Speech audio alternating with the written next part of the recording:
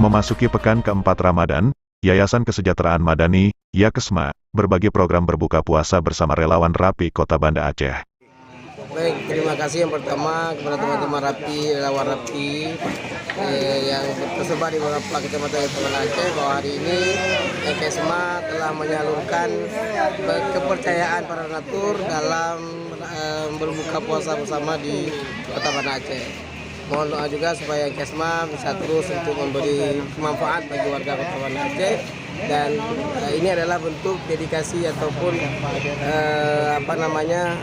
penghargaan dari YAKESMA kepada teman-teman relawan Rapi atas kinerja relawan selama ini dalam membantu penanganan bencana bagi warga Kota Banda Aceh. Terima kasih sekali lagi, mohon doa untuk YAKESMA juga agar tetap bisa memberi manfaat untuk Kota Banda Aceh bersama dengan relawan Rapi.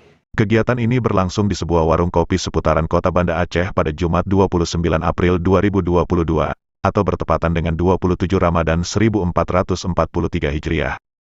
Kami sangat senang memenuhi undangan buka puasa bersama program Yayasan Kesejahteraan Madani.